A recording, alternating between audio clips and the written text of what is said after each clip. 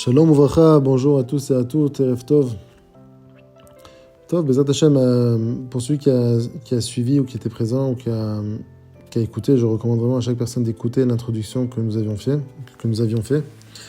Une très belle introduction qui vient expliquer beaucoup plus en profondeur le but de l'étude que nous allons faire à travers en utilisant le livre de Tzidkat HaTzadik. Ça sera aussi diffusé dans le groupe le travail de Mashiach avant la Géoula. Il faut savoir que ce travail-là de tout connecter à Hachem, de tout ramener à Hachem, de tout transformer, même le mal de le ramener à Hachem, même le péché de le ramener à Hachem, de tout le mal. C'est pas on coupe le mal, on l'enlève, on le jette à la poubelle et on reste qu'avec le bien. Non. Hachem, il veut tout le monde dans la Géoula. Donc il faut savoir que ce travail-là, c'est le travail vraiment de Mashiach maintenant. C'est pas que le travail du Mashiach, le dernier Mashiach, c'est-à-dire celui qui doit se dévoiler et venir et aider tout Am Israël à se connecter à Hachem. Non, c'est le travail aussi. Chaque personne, il a ce travail. C'est bien pour ça que je l'ai appelé le travail de Mashiach, pas le travail du Mashiach. Le travail de Mashiach, c'est comme le travail, c'est comme le Avodat Hamidot. Avodat Hamidot, c'est pas un travail qui est que pour certaines personnes. Non, c'est pour tout le monde. De la manière, le travail de Mashiach, c'est prendre cet Avodat Hamidot. C'est beaucoup plus profond que ça. C'est tout utiliser, tous les kelim, tous les outils que nous avons ici sur Terre. Tout utiliser, tout ce que nous avons, tout ce que nous voyons, tout ce que nous pensons, tout ce que nous ressentons, tout ce que nous voulons, nos désirs même, tout ramener à Hachem. Bezat Hashem, on ne peut pas tout expliquer comment ça marche en un seul cours, même en plusieurs cours. C'est quelque chose qui va se développer, c'est quelque chose qui va être élaboré au fur et à mesure des cours. Ce sont des idées très profondes.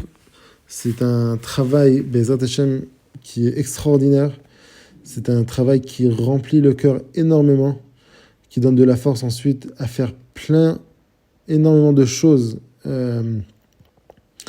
dans tout. Bezat Hashem, vous verrez que vraiment je vous souhaite vraiment de suivre les audios et de rentrer dans ces enseignements et de voir comment on utilise les enseignements de Rabbi Tzadok pour tout élever, pour vraiment se connecter à Hachem, tout élever à Hachem. C'est quelque chose qui est extraordinaire. Les gens ils se posent la question, quoi, le mal, le ramener à Hachem, quoi, le péché, qu'est-ce que tu racontes, c'est quoi ces choses, j'ai jamais entendu ça. Le péché, on ramène à Hachem. Non, Hachem, il veut pas des péchés. Oui, d'accord, Hachem, il veut pas des péchés. Mais ok, et s'il y a eu un péché, alors qu'est-ce qu'on fait avec? Qu'est-ce qu'on fait avec le péché? Je sais pas, on voit bien que dans la Torah, il y a une notion, il y a une idée qui s'appelle la tchouva. Dans la tchouva, Hachem, il prend les péchés et il les transforme, soit il les annule, ça devient le compte à zéro, il remet les comptes à zéro, soit il est même capable de prendre un péché, de le rendre une mitzvah. Mais je comprends pas. Ok, peut-être dans l'idée, mais comment ça marche vraiment? Alors, déjà, j'aimerais dire tout de suite, ça ne vient aucunement encourager aucune personne de faire des péchés. C'est pas du tout la direction que j'essaie de prendre. C'est pas du tout l'idée. Et ça, malheureusement, il faut savoir que dans le livre de Rabbi Tzadok, dans Tzidkat HaTzadik, il y a certaines parties du livre qui ont été omises. Il y a certaines parties qu'on a enlevées, qu'on a effacées, qu'on a enlevées du livre.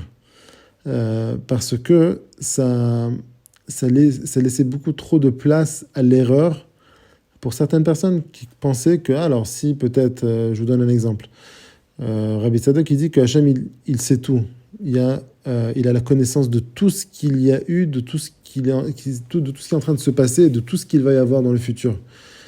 Et quoi, de tout, que même si maintenant je prends un verre d'eau et je bois de l'eau, et quoi, il était déjà au courant, quoi, il sait tout, vraiment tout. Mais à quelle heure je vais me coucher, et quand est-ce que je fais ma prière, et quoi, tout. Mais pas juste, il sait une fois que tu l'as fait. Quoi, tu veux me dire qu'avant la création, déjà, Hachem, ou au moment de la création, Hachem, il savait déjà que j'allais boire ce verre d'eau dans cet endroit, à cette heure, et que j'allais boire cette quantité d'eau, et qu'après j'allais parler avec lui, et qu'après j'allais rentrer à la maison, et qu'après... Quoi, tout ça, Hachem, il savait déjà. Mais alors ça veut dire qu'il n'y a pas de libre arbitre. Alors c'est soi-disant, moi j'ai l'impression d'avoir un libre arbitre, mais en fait je suis comme une marionnette. Hachem il me gère d'en haut, il me fait ressentir que dans mon cœur que c'est ce que je dois faire et je le fais. Mais en fait c'est lui. Ah si c'est comme ça. Alors peut-être que si maintenant je veux faire une avéra, alors c'est lui aussi, il veut que je fasse une avéra, que je fasse un péché. Bah oui, parce qu'il n'y a pas de libre arbitre. Donc si Hachem il sait tout, il n'y a pas de libre arbitre. Donc Ça c'est la manière. De cette manière, une personne peut vraiment se tromper et comprendre la Torah pas telle qu'on essaie de l'enseigner, de la transmettre, mais telle que la personne elle-même, elle cherche à la recevoir. Et donc c'est pour ça que beaucoup de ces enseignements-là ont été omis. Mais après, ces enseignements, ils ont été ramenés, ils ont été remis dans le livre, et Baruch Hashem, nous avons tous les enseignements aujourd'hui. Mais ici, il faut être très prudent et comprendre que qu'il n'a aucune intention, Hachem, il n'a aucune intention à ce qu'on fasse du mal, il n'a aucune intention à ce qu'on fasse des péchés d'Averot, il a intention à ce qu'on ne respecte pas son prochain. Non, ça n'existe pas. Si ça a eu lieu, si ça s'est passé, comme on dit, Bidi Avad, c'est derrière nous. Qu'est-ce qu'on a fait? On ne savait pas, on voulait faire mieux. Ok, c'est une chose. Alors sur ça, il y a la tchouva, sur ça, maintenant. Comment est-ce que je prends ça et je le connecte à Hachem? Donc ça, c'est un exemple de comment on peut se tromper dans la Torah, dans certaines notions, dans certaines choses qui sont vraiment fondamentales, parce que le libre arbitre, c'est quelque chose de fondamental. Et il y a encore énormément de sujets comme ça qui sont très fondamentaux, très fondamentaux, et sur lesquels, si on n'a pas une vraie perception de la chose, une vraie compréhension de la chose, alors on peut très facilement se tromper et dire que peut-être que Hachem, vraiment, il veut qu'on fasse certaines choses bon, c'est vrai qu'il y a des mitzvot, mais bon, il y a aussi d'autres choses, et peut-être qu'Hachem aussi, il veut ces autres choses-là. Non.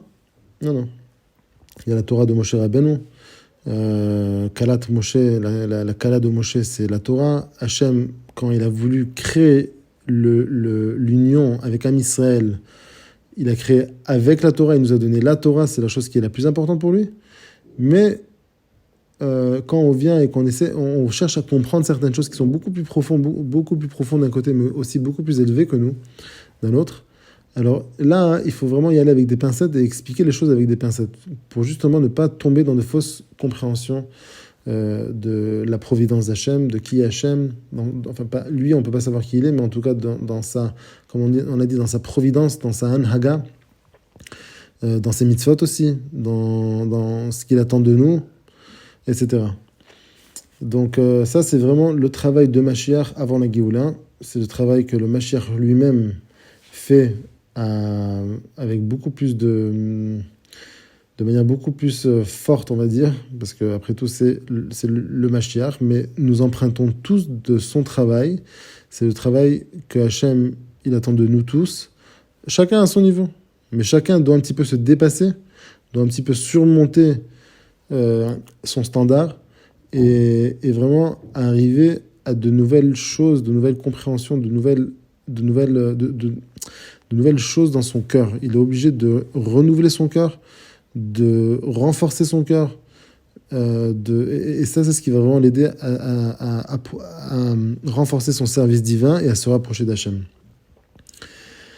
Et donc, de la manière que nous avons donné une forte introduction, et que nous avons dit que oui, on va se connecter à Hachem, et Bezat Hachem, c'est juste les enseignements, la Torah, ça reste une information, ça reste des mitzvot, mais le but c'est la Emouna, le but c'est la connexion avec Hachem, c'est le ressenti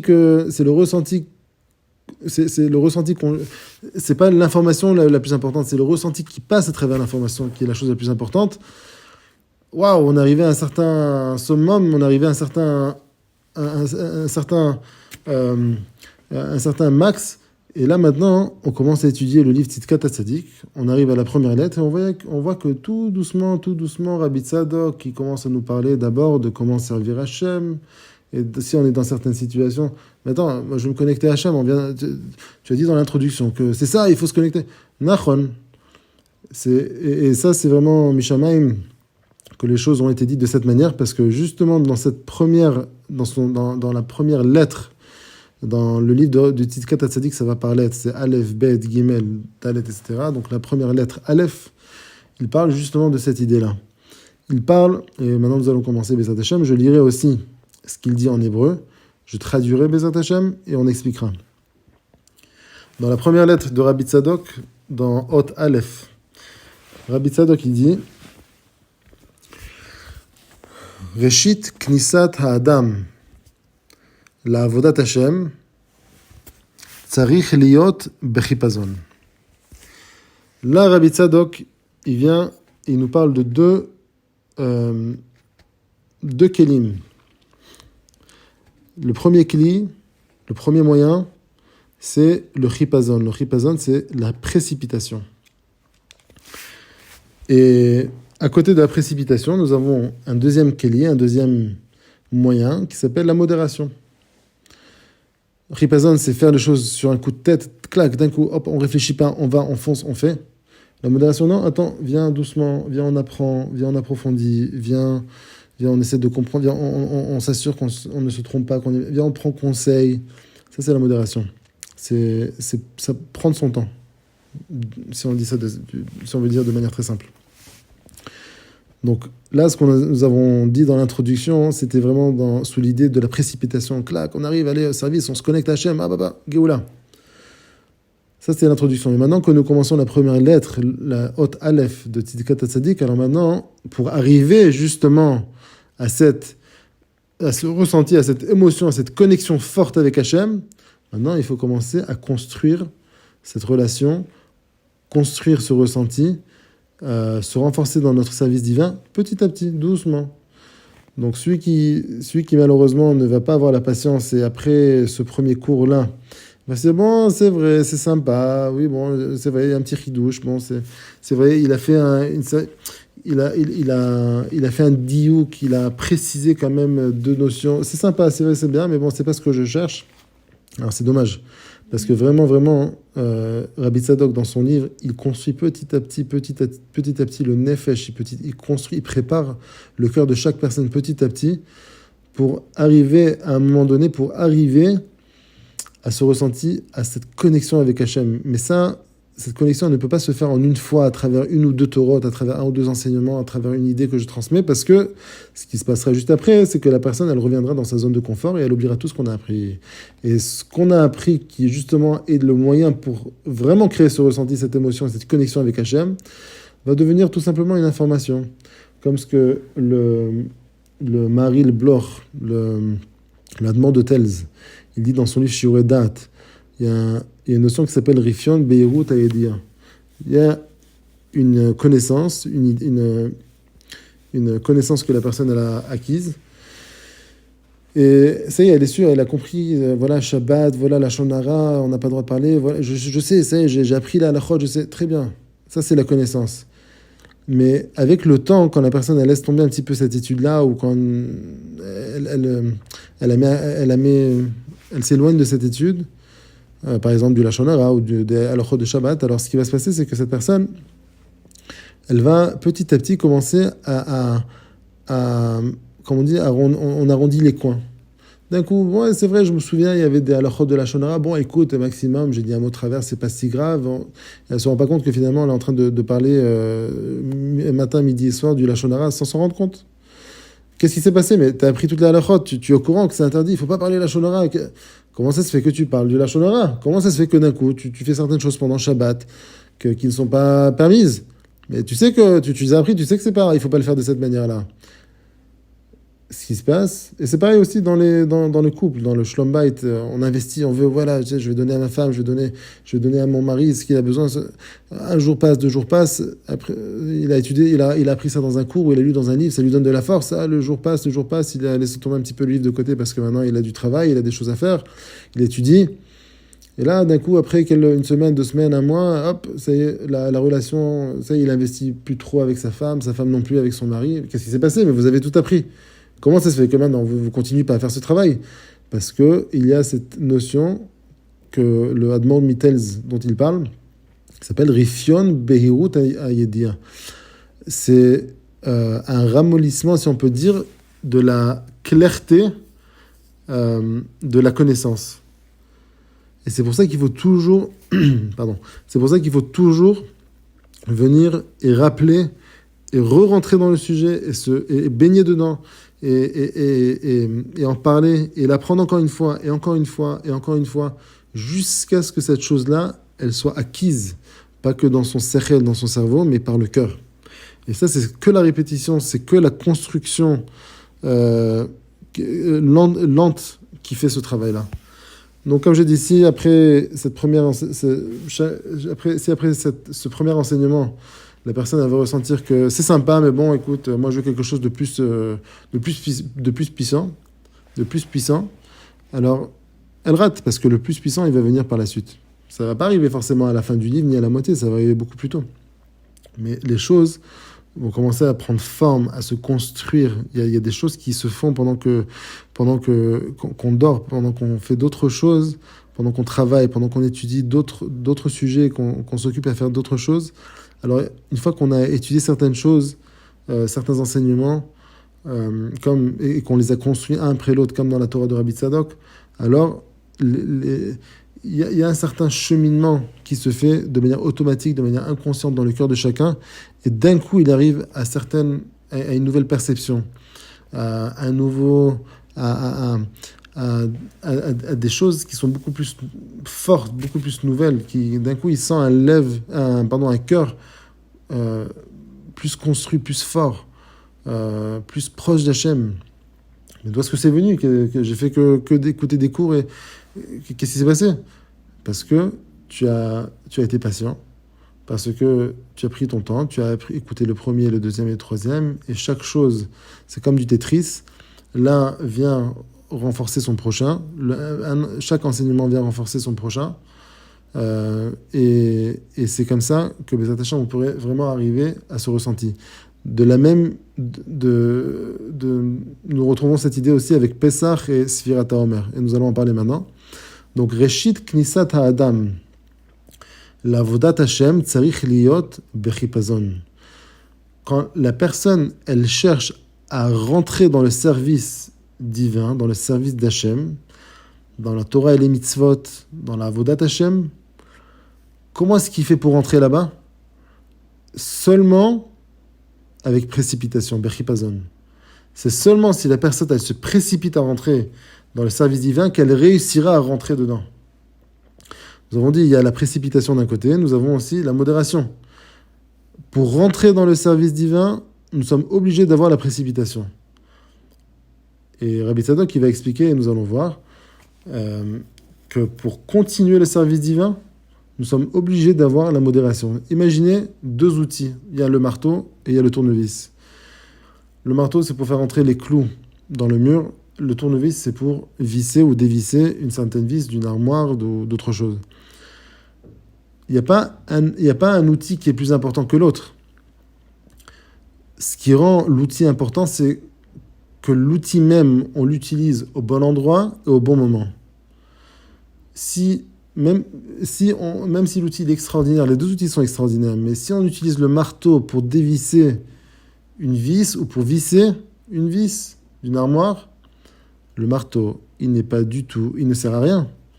Il est fort, il a peut-être un autre but, mais là, dans cette situation, pour ce but-là, de visser et de dévisser le marteau, il ne me sert à rien, je ne peux rien faire avec un marteau.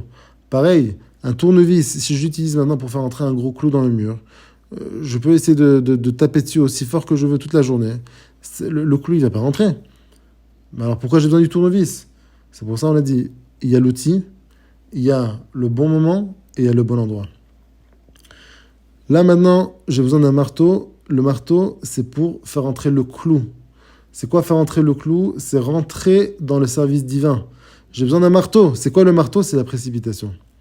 Pour rentrer dans le service divin, je suis obligé de le faire avec précipitation. Si je le fais avec modération, écoute, je vais commencer à faire une petite mitzvah, mais je vais pas, on va juste goûter, on va juste faire un petit peu. Non. Il faut pas un petit peu. C'est la première fois que tu fais une mitzvah. Et ça, j'aimerais aussi catégoriser un petit peu.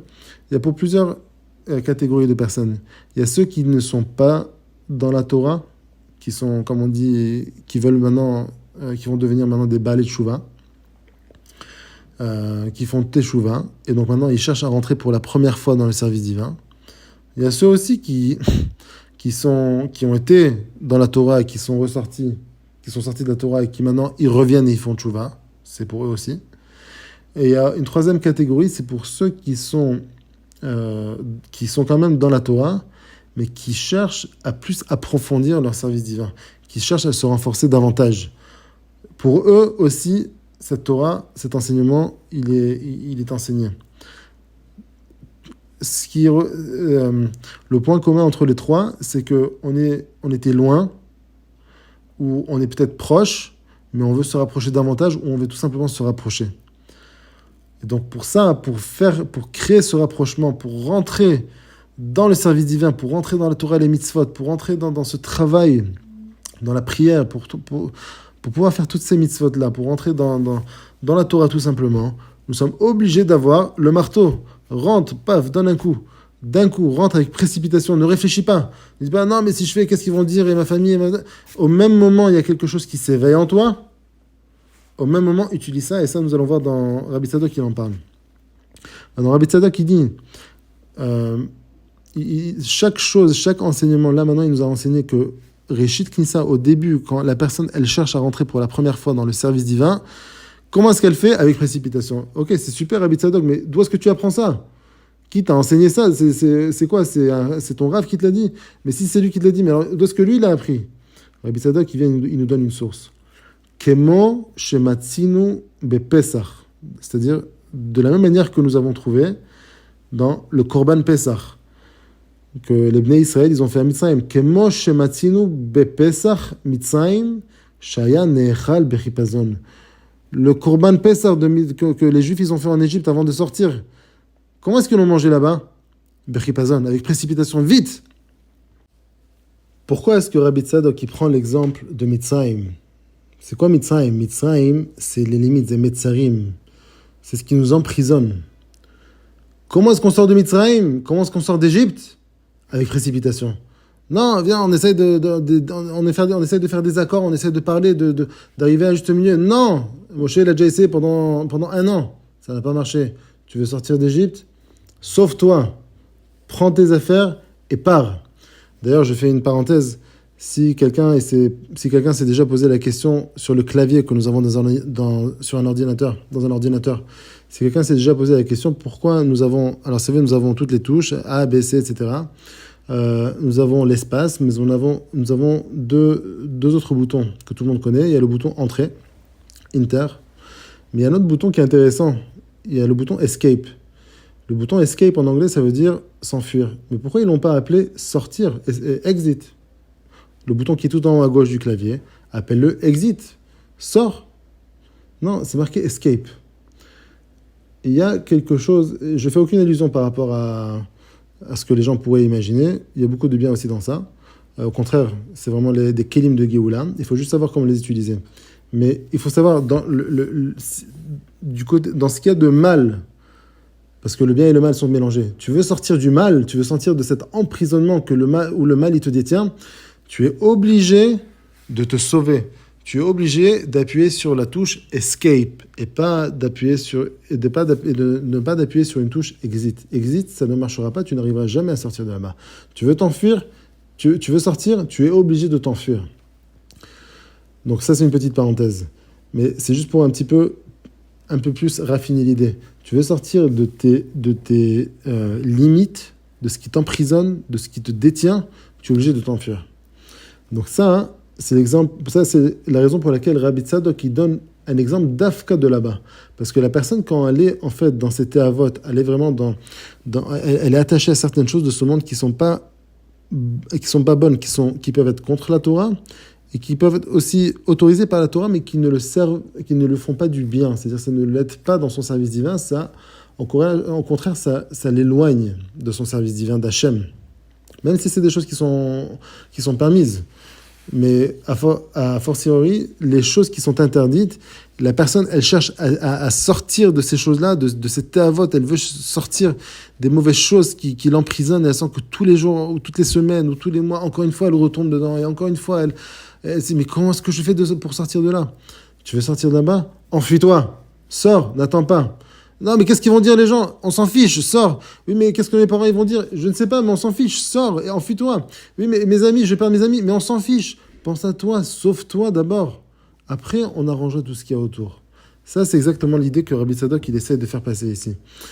Je redis, je reprends. Kemo shematzinu. Comment est-ce qu'on apprend que ça doit être avec précipitation? Rabbi Tzadok il dit, comme on l'a trouvé avec le korban de Pessah. Comment chez Matzinu be Pessah, Mitzrayim. Le korban de Pessah que les Juifs ils ont fait préparer avant leur sortie d'Égypte. Comment est-ce qu'ils l'ont mangé là-bas? Rabbi Tzadok il dit Shaya ne'echal bechipazon.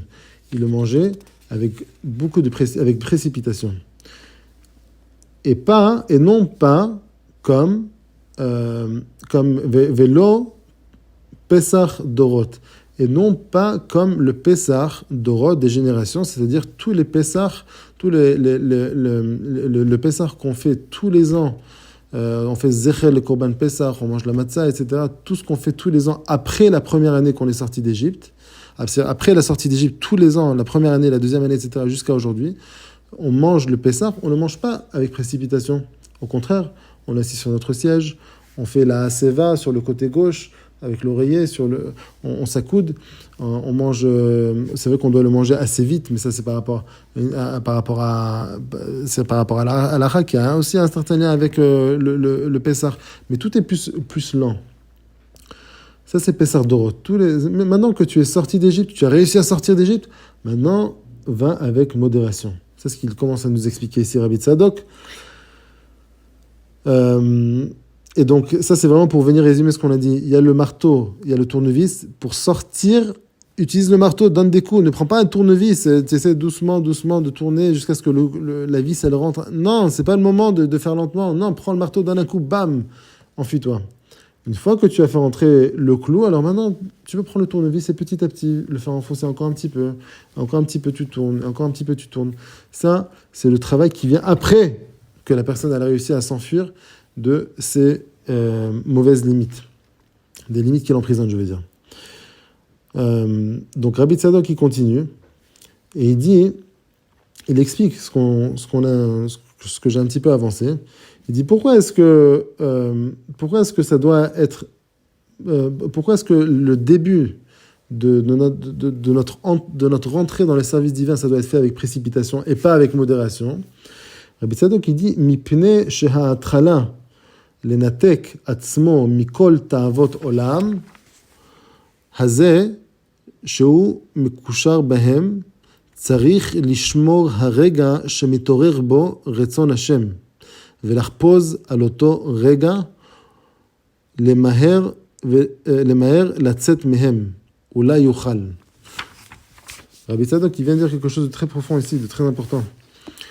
Il dit que le début de notre déconnexion, quand la personne elle cherche à se déconnecter de toutes les théavotes de ce monde auquel il est encore attaché, il est encore emprisonné par ces théavotes, parce qu'il est habitué à ça. C'est pour casser l'habitude, la précipitation. Nous avons dit. Oui, donc, je reviens encore une fois. מפני שההתחלה לנתק עצמו מכל תאוות עולם הזה שהוא מקושר בהם, צריך לשמור הרגע שמתעורר בו רצון השם אולי, ולחפוז על אותו רגע, למהר ולצאת מהם אולי יוכל. כן. Au même moment, il est obligé de sortir de ses limites, de sortir de cette prison dans laquelle, de la prison des théavots dans laquelle il est obligé de le faire avec précipitation. Pourquoi il dit? Parce que au moment...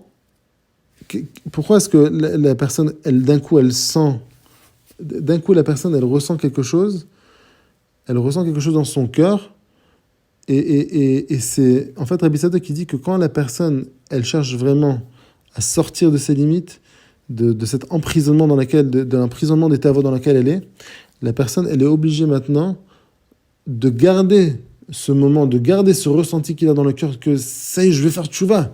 Ça y est, maintenant, je veux commencer à faire les mitzvot, je veux.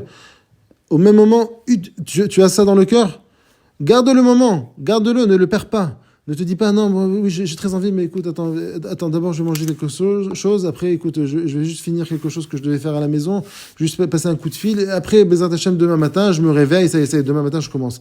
Non, pas demain matin, pas ce soir, pas cet après, maintenant.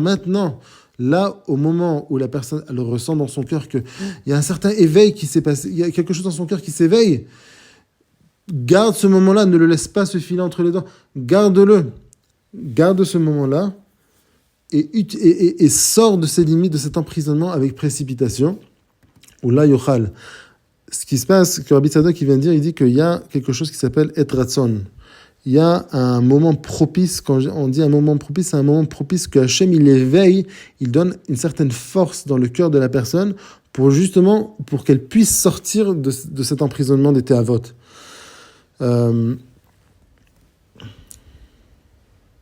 Et cet éveil, comment est-ce qu'on explique ça? C'est que cet éveil que la personne elle ressent dans son cœur, cet éveil que la personne ressent dans son cœur, cet éveil même, c'est l'aide que Hachem il donne à la personne, c'est l'aide même que Hachem il donne à la personne pour pouvoir gagner la force du Yetzer Hara. C'est très profond.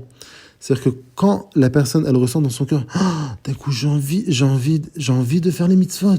C'est j'ai envie de rentrer j'ai envie de revenir à la Torah. J'ai envie de plus faire la Torah avec plus avec plus de kavana, je veux plus investir dans la Torah. D'un coup, il a un éveil comme ça dans son cœur. Ne le laisse pas parler, ne laisse pas se filer entre les doigts. Ça, cet éveil que tu as dans ton cœur, sache que c'est Hachem qui t'a envoyé ça dans ton cœur pour t'aider. C'est l'aide qu'Hachem il te donne dans ton cœur. Ça, c'est Hachem même qui donne son aide pour t'aider à gagner la force du Yetzer Hara. Donc, il ne faut pas laisser ce moment-là passer.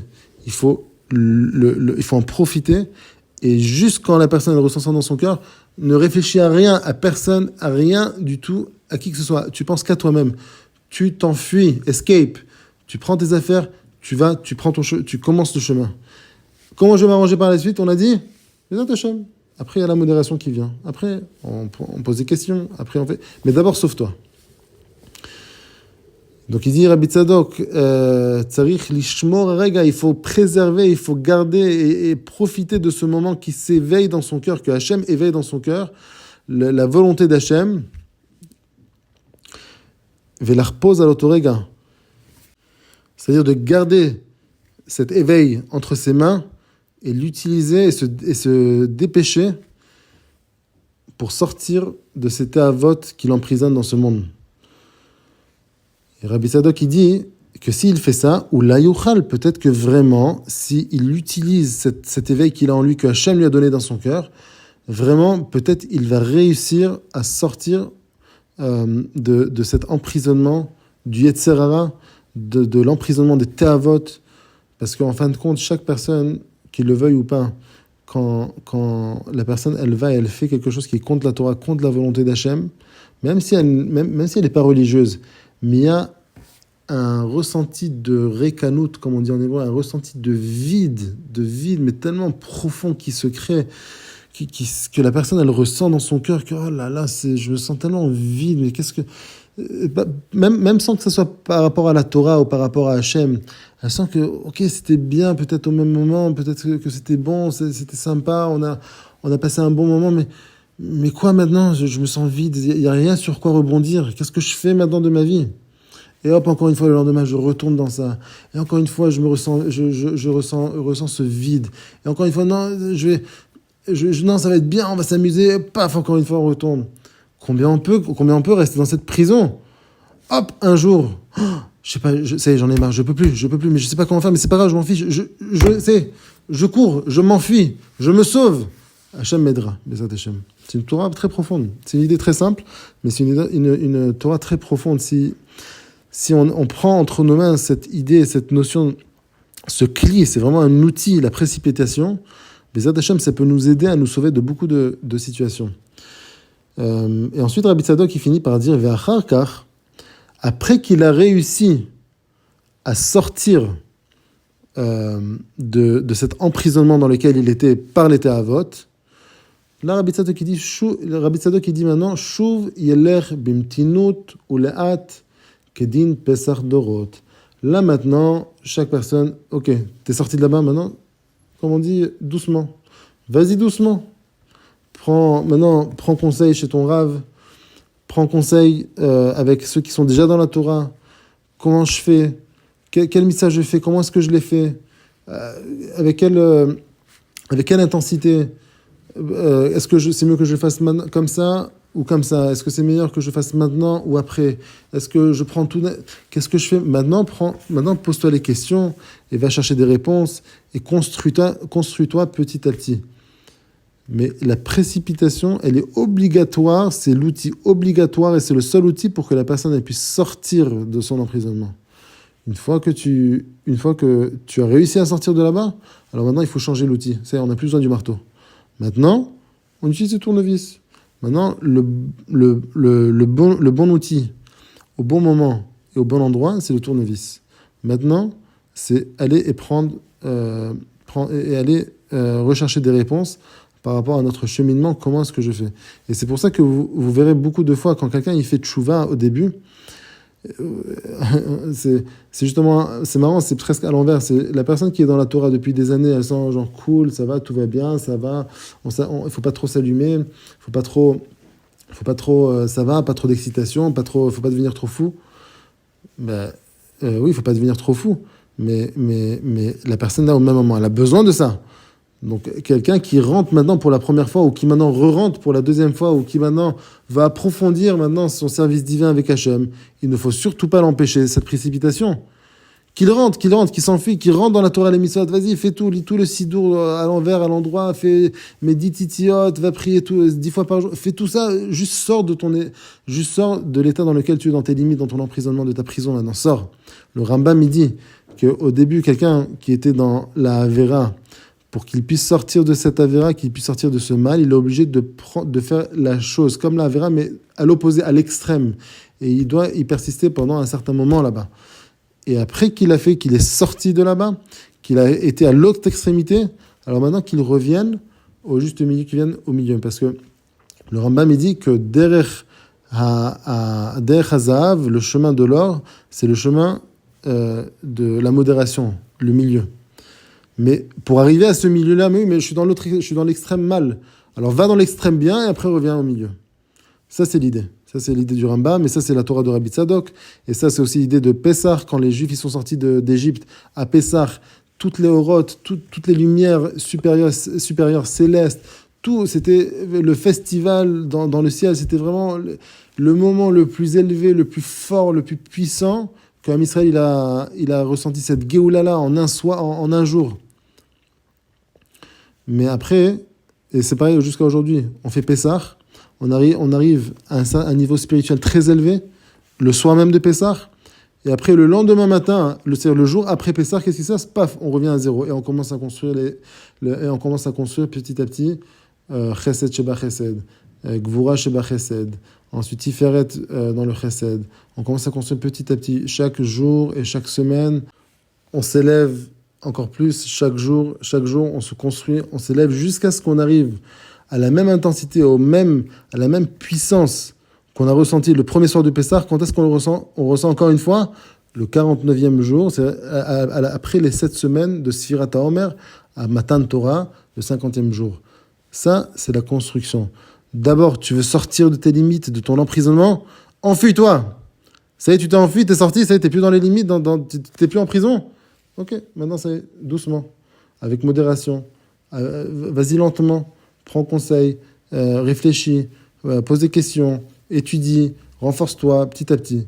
Mais d'abord, on est obligé de sortir avec précipitation, ensuite avec modération. Bezat Hashem, c'est premier enseignement de Rabbi Tzadok, qu'il enseigne dans son livre Tzidkat HaTzadik. Nous allons voir, si Dieu veut, la semaine prochaine, encore une Torah, et encore un enseignement, jusqu'à ce que Bezat Hashem, on arrive, si Dieu veut, à ce moment très puissant qu'on attend tous, à cette connexion divine, à cette connexion avec Hashem qu'on veut tellement ressentir dans notre cœur.